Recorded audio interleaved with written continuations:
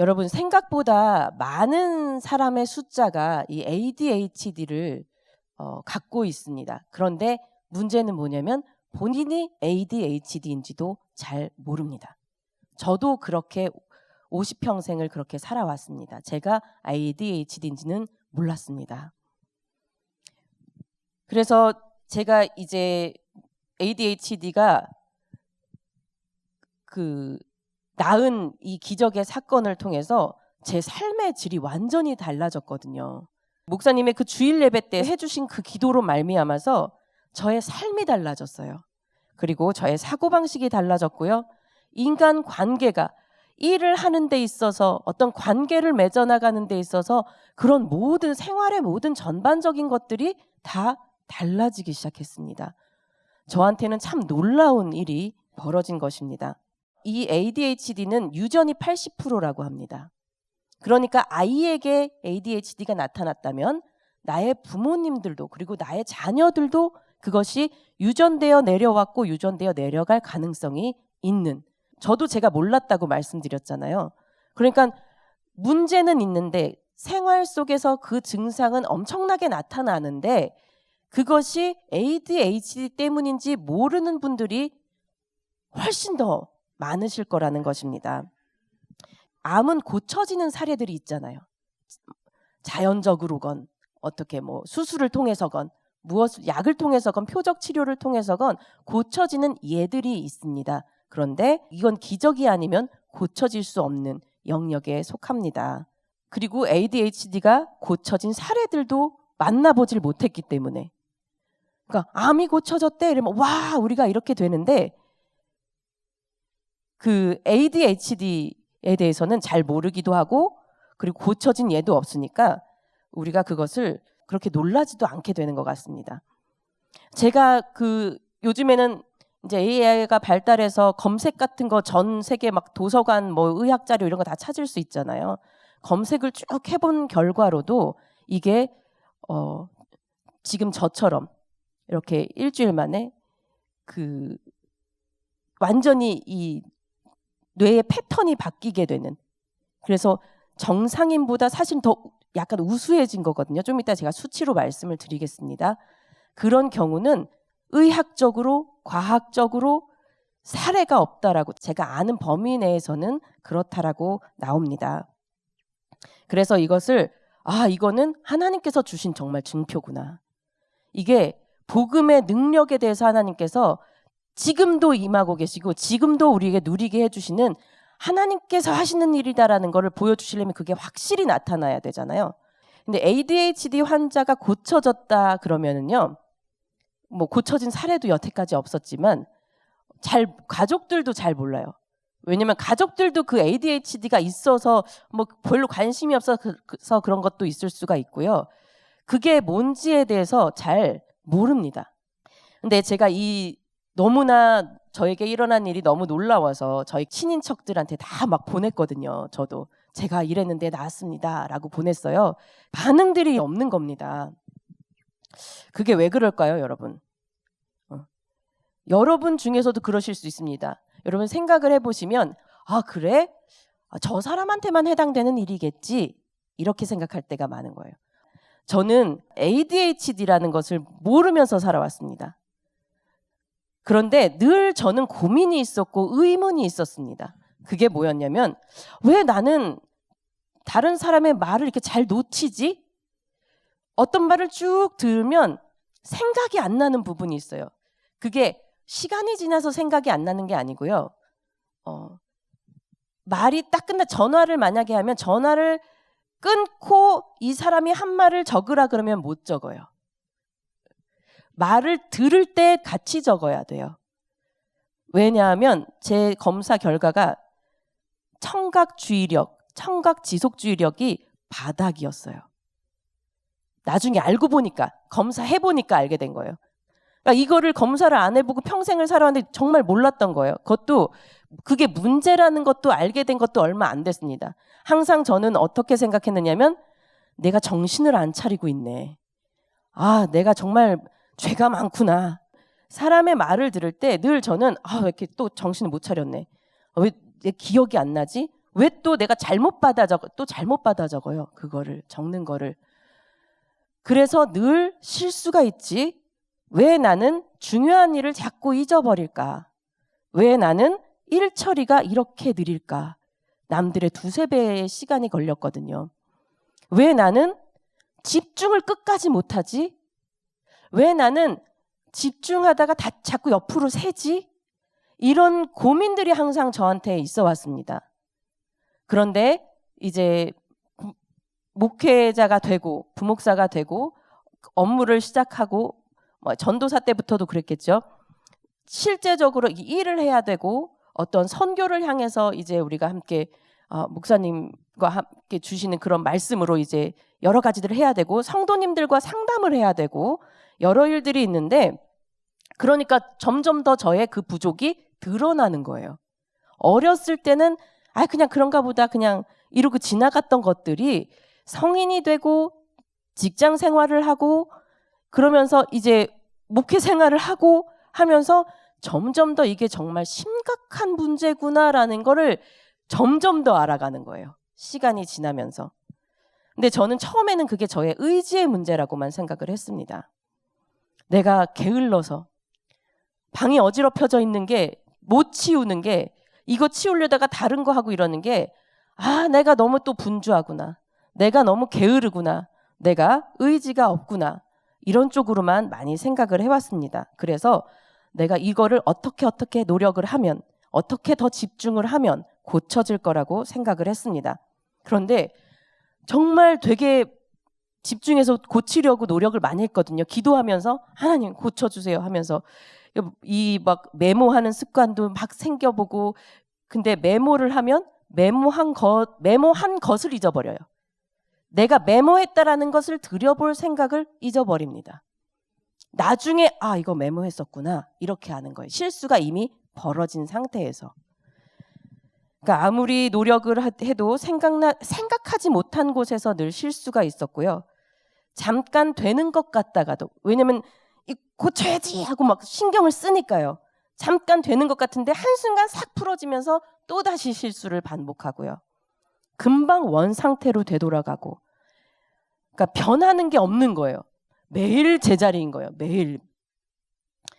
근데 그것을 제가 올해 초 들어오면서부터 이상하다라는 생각이 이제서야 들기 시작한 겁니다. 정말 이상하다. 내가 남들하고 좀 다르구나 라는 걸 확실하게 인지하기 시작한 게 이렇게 오랜 세월이 지나서 왜냐면요 전혀 이런 정신의 문제일 거라고는 뇌의 문제일 거라고는 조금도 생각을 해보지 않았기 때문입니다. 근데 제가 검사 결과 저의 진단명이 복합형 중증 ADHD입니다. 3만 했더라면 금방 찾았을 텐데 초등학교 때 조용한 근데 복합형이래요. 저는 제가 주의력에만 문제가 있는 줄 알았더니 조사 결과 검사 결과 충동성 과잉 행동도 있다라는 거예요. 저 그렇게 산만하지 않은데요. 저 좀 조용한 편인데요. 저 막 행동이 막 이렇게 나오지 않는데요. 아니요. 이 눈이 막 왔다 갔다 하는 거라든가 손을 가만히 못 놔두는 거라든가 마음으로 수백 번 뛰어나갔다라든가 얘기를 나눌 때 가만히 있지 못하고 자꾸 이거 할까? 저거 할까? 하고 이렇게 그런 거 하는 아주 작은 행동 하나까지도 이 안에서 마음이 과부하가 되고 마음이 충동성이 있을 수 있대. 그게 다 검사에 나오더라고요. 검사 결과에. 제가 깜짝 놀랐습니다. 그러니까 주의력 부족과 내부 충동성이 동시에 있는 복합형 ADHD였던 겁니다. 그것도 중증이었습니다. 중증에서도 중증이 상중하가 있다면 중증의 그러니까 안 좋은 쪽으로 상이요. 그러니까 조금만 더 가면 이제 일상생활을 전혀 못할 정도까지 이렇게 가게 되는 특히 청각 쪽의 문제가 그랬다라고 합니다. 그러니까 제가 이제 평생을 가장 고통스러웠던 저를 괴롭게 했고 고통스럽게 했고 주변 같이 일하는 일꾼들과의 문제가 일어나고 했던 그 많은 그 고통의 문제가 가장 고통스러웠던 일들의 많은 부분이 이 ADHD 증세 때문이라는 것을 알게 되었습니다. 특히요 인간관계에서 문제가 자꾸 생기거든요. 왜냐하면 무시를 한다라고 생각을 하고 뭐 가족이 됐건 친구가 됐건 누구가 됐건 그게 다 나오더라고요. 집중을 안 하는 문제가 되기 시작하고 하니까. 그러니까 저와 같이 이런 문제들을 ADHD인지 모르고 살아가는 분들이 정말 많으실 거다라는 겁니다. 그래서 이제 저희가 전단지도 어저께 막 며칠 전에 이렇게 드렸는데 거기에 보면 진단 항목 체크해 볼 수 있는 항목들이 있습니다. 제가 주의력 쪽에서는 9개 문항이 있는데요. 저는 그 9개가 다 해당이 됩니다. 제가 체크를 그렇게 했더라고요. 세부 사항을 놓치거나 부주의한 실수를 자주 한다. 맞습니다. 일이나 활동에 지속적으로 집중하기가 어렵다. 맞습니다. 본인은 알거든요. 대화할 때 상대방 말을 잘 듣지 못하는 것처럼 보인다. 맞습니다. 지시사항을 끝까지 따르지 못하고 일을 완수하지 못한다. 맞습니다. 일이나 활동을 체계적으로 우선순위를 정해서 정리하는 것이 어렵다. 맞습니다. 지속적인 노력이 필요한 일을 피하거나 싫어한다. 맞습니다. 필요한 물건을 열쇠가 됐든 차키가 됐든 카드가 됐든 자주 잃어버린다. 꼭 저는 집에서 나올 때 다시 한번 꼭 들어가는 일이 벌어집니다. 아, 뭐 놓고 나왔네. 아, 뭐 놓고 나왔네. 제가 항상 넣어놓는 자리에 없으면 저는 반드시 한번 들어갔다 와야 되는 거예요. 외부 자극에 쉽게 산만해진다. 대화를 나누다가 카페에서 음악이 흘러나오면 이 음악 뭐였지? 이 사람과의 대화를 집중하고 싶지 않아서가 아닙니다. 이게 그냥 흘러가요. 주의력이 그렇게 확 흐트러집니다. 일상적인 일을 잊어버린다. 매일 하던 일인데 안 합니다. 매일 하던 일도. 그리고 이렇게 그 어떤 시간 약속을 하면 반드시 1, 2분 늦거나 지각을 하거나 뭐 그런 일들이 생깁니다. 과거에 대한 기억이 별로 없습니다. 이건 이제 그 체크하는 항목에는 없었지만요. 그래서 제가 그 체크한 항목 중에 주의력 쪽에서는 9개 문항 중에 9개 문항이 다 해당이 됐고요. 그 충동하고 과잉행동 쪽에서는 그 4가지, 5가지 정도가 체크가 됐습니다. 그래서 총 그 13개를 제가 체크를 했더라고요. 근데 저는 이런 증상들을 찾아보기 전까지는 ADHD라는 것을 알지도 못했고 남들과 비교해 볼 수도 없었습니다. 너도 그래? 혹시 너도 그래? 어떻게 물어봅니까? 제가 그게 문제인지도 모르는데 그냥 다들 저처럼 살고 있는 줄 알았습니다. 단지 제가 다른 사람보다 조금 더 부주의하구나. 내가 다른 사람들보다 꼼꼼하지 못하구나. 나는 정신 차리지 않고 살고 있고 그런 사람이구나. 내 성격이 그런가 보다 라고 생각을 했습니다. 그리고 참 그 한쪽 구석에는요. 나중에 제가 이거를 검사를 받으러 간 그날까지도 검사를 하는 중까지도 저는 뭐라고 생각했냐면요. 결과를 딱 보기 전까지 만약에 내가 ADHD가 있어도 나는 그렇게 심한 편은 아닐 거다. 나는 좀 경미한 쪽일 거다. 왜냐면 나는 그래도 뭔가를 하고 있잖아요. 뭔가를 이렇게 해서 하고 있으니까 좀 경미한 쪽일 거다. 이렇게 생각을 했습니다. 저한테 그렇게 전혀 몰랐다고 하시는 성도님도 계시더라고요. 식사를 하면서 목사님 그런 거 없는 줄 알았어요. 라고 말씀하신 분도 계셨습니다. 근데 이 안에서 엄청나게 일어나고 있는 거죠. 제 안에서. 저처럼 나는 심하지 않을 거야 라고 생각하시는 분도 계실 수 있습니다. 그런데 제가 결과가 어떻게 나왔습니까? 중증이 나왔습니다.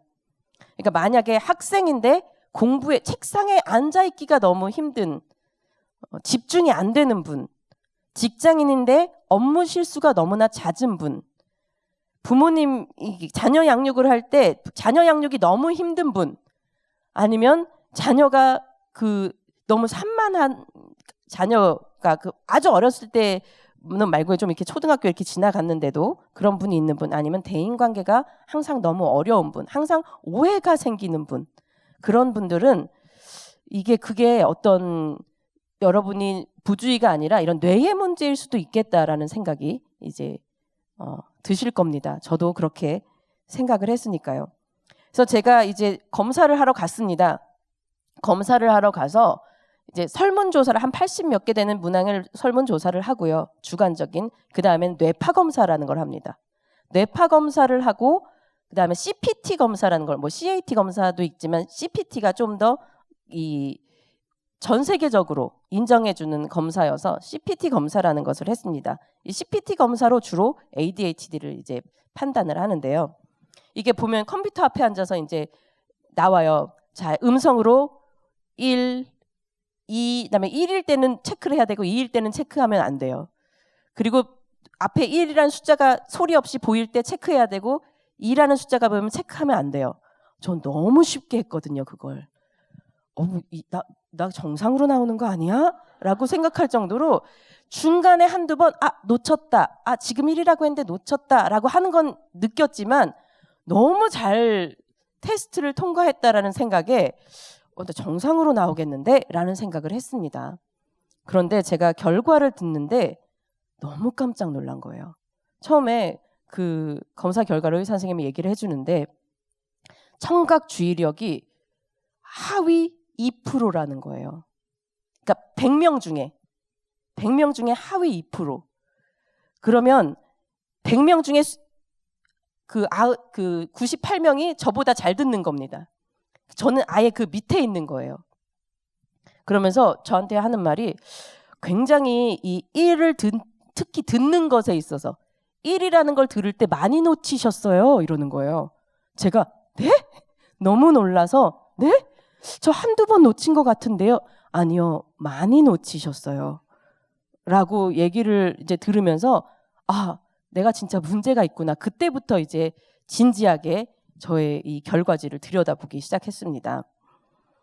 결과를 알려주는데 청각주의력이 하위 2%, 곧 100명 중 98명이 저보다 더 잘 듣는 겁니다. 그러니까 이걸 쉽게 말씀드리자면 귀는 듣고 있는데 뇌가 그 들은 정보를 인지를 못하는 거예요. 뇌가. 그래서 나중에 목사님께 이 주일 예배 때 그때 기도를 받고 나오면서 제가 바뀌면서 알게 된 게 뭐였냐면요. 그 전까지는 어떤 소리로 들리는 말들이 일로 들어오면 지금 우리가 일로 들어가서 일로 나간다 그러잖아요. 진짜 제 귀가 그러고 있었던 거예요. 뇌가 그걸 잡지를 못하는 거예요. 그래서 항상 새나간 듣는 느낌이 들고 누가 여기서 지우고 있는 것 같았어요. 제가 이쪽에서 말을 들으면 이쪽에서 누가 지우개로 막 지우고 있는 것 같았어요. 그래서 이걸 들을 때 적지 않으면 전 반드시 얘기가 끝난 다음에 정리하려고 그러면 뭐라 그러셨지? 헷갈려요. 헷갈리고 잘못 적어요. 그런 느낌이 항상 저한테 있었거든요. 그런데 그게 나은 다음에 정말 이게 느낌으로 오는데요, 여러분. 어떠냐면 정말 신기했습니다. 제가 뭘 그거를 생각해낸 것이 아니라 말이 이렇게 들려오는데 여기서 누가 막고 있는 듯한 느낌이 드는 거예요. 그러면서 제 안에 말들이 쌓여요. 그 정보들이 쌓이는 거예요. 처음 느껴보는 느낌이었습니다. 쌓이네. 말들이 쌓이네. 이게 인지가 되네. 이거 하라는 말씀이셨구나. 적는데 그대로 적지 않아도 그대로 가서 전달할 수 있는 그런 신기한 이제 얼마나 놀라웠겠습니까? 저는 그런 일들이 있었습니다. 그런데 이 제 청각 주의력 점수가 전국의 하위 2, 3%인 거예요. 전국에서. 그래서 누군가의 말을 들을 때 항상 그 말이 머릿속에 잘 들어오지 않고 대화의 흐름을 붙잡지 못해서 3시간 동안 한 주제에 대해서 얘기했는데 3시간 끝나고 이제 결론을 낼 쯤에 완전히 그 반대된 엉뚱한 이 말을 하나도 안 들었던 것 같은 말을 툭 던지거나 다시 원점으로 돌아가는 말을 툭 던지거나 그런 일들이 벌어졌던 것입니다. 뇌가 청각 정보를 유지하지 못할 만큼 기능이 떨어져 있었던 거예요. 더 충격적인 거는 지속주의력이었습니다. 청각 지속주의력. 그거는요. 청각 지속주의력으로 ADHD 진단을 거의 확정적으로 한다고 합니다. 근데 제가 그 청각 지속주의력이요. 그러니까 지속주의력은 얼마나 주의를 지속하느냐거든요. 그게 0.1% 이하. 1000명 중에 한두 명. 해당되는 사람이었던 겁니다. 제가. 그러니까 아까 말씀드렸잖아요. 말을 들을 때 아무리 집중하려고 해도 한쪽에서 지워져 가는 느낌이었다고 말씀을 드렸잖아요. 새 나가는 느낌이고. 그러니까 앞에서 전반부에서 어떤 그 지시나 업무나 어떤 이야기가 주고받아지다가 중간에 얘기를 나누다 보면 뒤쪽에서 바뀌기도 하잖아요. 아, 이렇게 하지 말고 이렇게 합시다. 뒤쪽에서 바뀔 때가 있지 않습니까? 이걸 기억을 못 하는 거예요. 전반부만 기억합니다. 그러니까 저는 전반부만 하는 거예요. 그런데 내용은 이미 2번, 3번 바뀌었는데 이 뒤쪽을 기억을 못 하는 겁니다.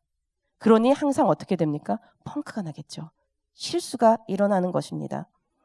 새로운 정보를 받아서 기존의 정보를 교체하는 능력이 없었던 거예요. 그러니까 귀가 문제가 있는 게 아니라 뇌가 문제가 있었던 것입니다. 그러면서 항상 저는 뭐가 있었냐면 늘 긴장을 하는 거예요. 전화를 받거나 얘기를 들을 때에서 제가 성도님들과 얘기 나눌 때 간혹 제가 양해를 구하고 적기도 합니다. 미안한데 내가 기억하고 기도를 해주려고 그러는데 제가 좀 적으면서 듣겠습니다 라고 말씀드릴 때가 있어요. 왜냐하면 이 얘기 다 끝나면 나 또 잊어버릴 텐데, 이 얘기 다 끝나면 나 이제 잘못 왜곡해서 또 기억하는 부분이 생길 텐데 라는 것을 하도 많이 경험을 하다 보니까 이제 두려워지는 겁니다. 스트레스가 되는 거예요. 그거를 안 하기 위해서 방법을 찾게 되는 겁니다. 메모를 하고 들으면서 적고 혹은 문자로 주세요라는 말을 되게 많이 해요. 제가 시각은 그나마 청각보단 좀 나아서, 그러니까 문자로 좀 주세요. 문자로 해주세요. 그러면 제가 잊어버렸더라도 다시 보면 되니까요. 그런 일들이 반복이 되었었습니다. 그게 다 이 문제였던 것입니다. 기억을 못하는 게 아니라 처음부터 정보가 제대로 입력이 안 되는 거예요. 제 뇌 속에. 저의 뇌 기능이 무너져 있었기 때문이라는 걸 이 검사지 결과를 보고 알게 된 것입니다. 그러니까 과잉 행동은 없지만 내면적 과부하가 심해서 겉으로는 조용하고 차분해 보이는데 머릿속에서는 끊임없이 너무나 많은 생각이 엉켜져 있고 늘 복잡하고 뭐부터 해야 되는지 순서가 안 잡히니까 제가 말씀드렸잖아요. 늘 머릿속이 시끄러웠다고요. 전쟁터였습니다. 그러니까 거기에 뭐 할 일이 하나만 더 추가되면 이 모든 해야 될 일이 동시에 머릿속에 다 중요 이렇게 떠오르니까 너무나 스트레스가 되고 짜증이 나기도 하고, 근데 또 ADHD가 감정 조절을 잘 못합니다. 욱하는 것들이 있어요. 그러니까 이게 나가게 되는 거죠. 그리고 제가 이번에 알게 됐는데 이 전두엽 기능이 표정 관리를 담당을 한답니다. 그런데 전두엽 기능이 그러니까 극도로 피곤해지면 안 그래도 전두엽 기능이 안 좋은데 더 이 표정 관리가 안 되는 거예요. 피곤해지고 일이 많아지고 하면 얼굴이 굳어갑니다. 이거를 혹은 정보까지 안 들립니다. 그러면은 이제 되게 무서운 사람이 되어 있는 거예요. 저는 일을 할 때. 그것도 피곤하면 표정이 굳고 멍해 보이고 말이 잘 안 들리고, 그래서 감정 표현이 되게 막 공격적이 되거나 감정적이 되거나 집중하는 것은 거의 불가능해지는, 그러니까 저녁 때 되면 저는 뭔 새로운 일을 아니면 누구랑 얘기를 나누는 걸 못해요. 아침에는 좀 합니다. 아침에는. 근데 저녁이 되면 모든 것이 다 완전히 녹초가 되는 거예요. 하루 종일 애써서 이거를 붙잡으려고 메모를 하고 뭘 하고 했기 때문에 저녁이 되면 확 떨어지게 되는 겁니다. 그러면서 일 처리 속도가 하위 1%가 되었기 때문에 2~3배 느리잖아요. 그러니까 늘 할 일이 안 끝나요. 하루는 끝나가는데 할 일은 안 끝납니다. 오늘 할 일을 이렇게 적어놨는데 이 중에 2개, 3개 이런 거밖에, 분명히 오늘 다 할 수 있을 만큼의 양이었는데 늘 생각을 합니다. 근데 이것을 이제 평생을 그러고 살아온 거예요. 이거 외에도 너무나 많았습니다. 근데 여러분, 제가 아시잖아요. 고쳐졌기 때문에 이 자리에 선 거 아닙니까? 제가 다시 일주일 만에 가서 재검사를 받았거든요. 재검사를 받았는데 어떻게 됐느냐면 이 전국 하위 2~3%였잖아요. 저의 청각 주의력이 상위 70%, 그러니까 평균보다 더 우수해진 거예요. 제 청각 주의력이. 그게 딱 의학적으로 수치로 나왔어요. 그래프가 나왔어요. 이거는요, 연습으로 할 수 없는 거예요. 그 의사도 저한테 얘기했어요. 이건 연습으로 될 수 있는 게 아니라고. 그랬는데 저의 청각 주의력이 보통 사람보다도 더 우수해진 겁니다. 이거는 하나님이 하실 수밖에 없는 일입니다. 그런데 이게 어떻게 저의 삶에 나타나느냐면요. 여러분 정말 신기합니다. 이 지표가 수치가 변했다. 좋아졌다. 이걸로 끝난 게 아니고 진짜 제 삶의 질이 바뀌기 시작했어요. 아까 말씀드렸잖아요. 말씀을 듣는데 여기서 뭐가 막히고 들리는 느낌이라고. 제가 그런데 가면서 시간이 지나면서 하나하나씩 뭐가 바뀌는데요.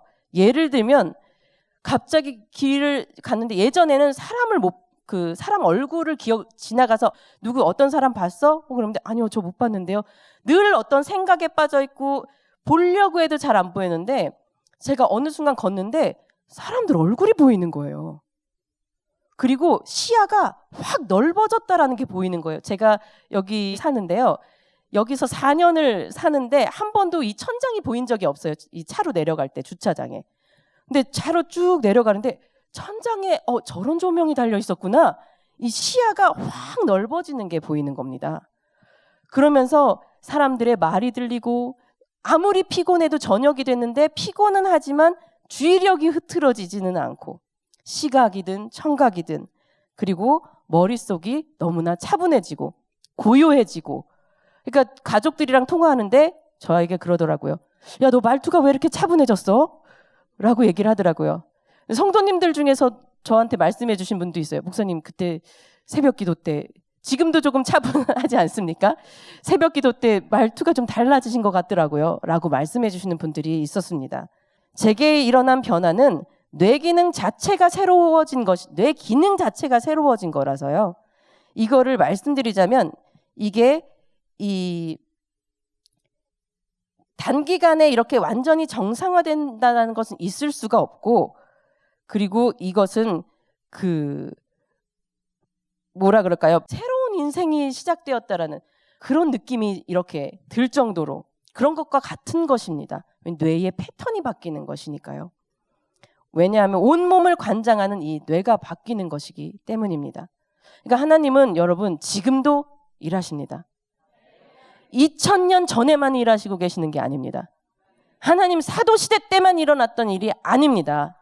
지금도 일하고 계시고 복음이 있는 곳에는 이 치유의 역사가 축사의 역사가 반드시 일어납니다. 그것을 누리라고 말씀을 하십니다. 그리고 그것을 통해서 예수님의 몸의 지체가 되어서 이 안에서 함께 하나로 연합되어서 천국을 누리면서 이 천국을 전하라고 하십니다. 그 사명을 위해서 하나님께서 여러분들을 이 하나교회로 부르신 줄을 믿습니다. 그러니까 저 하나 달라졌다고 놀랍다고 간증하는 게 아니라는 거예요. ADHD 뿐이겠습니까, 여러분? ADHD 뿐이 아니에요. 공황장애도 고쳐져. 어떤 그 눈의 문제, 그 의학적으로 설명할 수 없는 문제들이 고쳐져 나가고 있잖아요.